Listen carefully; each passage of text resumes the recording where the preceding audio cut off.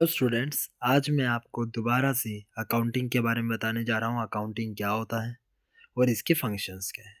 इस वीडियो में हम दो कंसेप्ट कवर करेंगे, अकाउंटिंग क्या है और उसके फंक्शंस क्या होते हैं। अकाउंटिंग क्या है?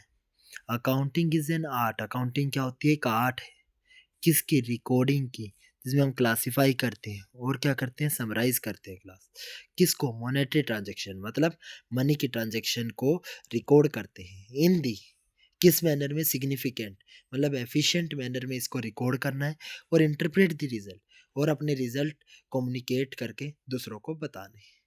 हम आपके इसके बारे में बाद में फंक्शंस ऑफ अकाउंटिंग करते हैं। अकाउंटिंग के फंक्शंस क्या होते हैं क्लास? पहला होता है आइडेंटिफाई करना। क्या करना? आइडेंटिफाई करना। उसके बाद हम रिकॉर्ड करते हैं। किस में रिकॉर्ड होते हैं? जर्नल में।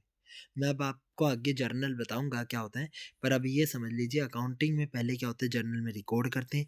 उसके बाद क्लासीफाई किए जाते हैं। क्लासीफाई कहाँ किए जाते हैं? क्लास लेजर में। कहाँ होते हैं? लेजर में क्लासीफाई होते हैं। उसके बाद समराइज किए जाते हैं ट्रायल बैलेंस में। कहाँ किए जाते हैं? ट्रायल बैलेंस में समराइज करते हैं क्लास। उसके बाद इंटरप्रेट किए जाते हैं। फाइनेंशियल स्टेटमेंट बनती है। क्या बनती है? फाइनेंशियल स्टेटमेंट, जिसमें हमारा trading account, profit and loss account और बैलेंस शीट आता है। उसके बाद कम्युनिकेट किया जाता है, मतलब सारे लोगों को जिसको अकाउंट्स में दिलचस्पी है, मतलब जैसे हमारे क्रेडिटर, डेटर्स वगैरह हैं, आगे हम बताएंगे डिटेल में, उनको कम्युनिकेट किया जाता है। उसके बाद फिर इस चीज़ को दोबारा से आइडेंटिफाई करना, ये हमारी साइकिल भी मानी जाती है क्लास। अब मैं आपको इसका स्टार्टिंग से पहले हमने क्या किया है? Identify the voucher.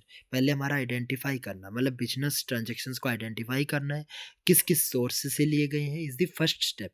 वो अकाउंटिंग का हमारा फर्स्ट स्टेप माना जाता है, जिसमें हम ऑब्जर्व करते हैं, हर एक ट्रांजेक्शन्स को ऑब्जर्व करते हैं और आइडेंटिफाई करते हैं in consider as the financial transaction. Financial transaction में उसको देखा जाता है।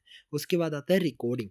ओनली हर वही ट्रांजेक्शन रिकॉर्ड होंगी जो मोनेटरी टर्म्स में ही होंगी, और रिकॉर्ड इन दी जर्नल, जो जर्नल में रिकॉर्ड होगा, और सिस्टमेटिक रिकॉर्ड इसका बनाया जाएगा क्लास।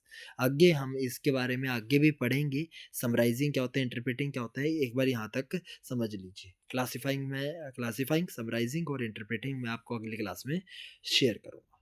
यहाँ तक आप रिवाइज कर लीजिए। Thank you class, have a nice day.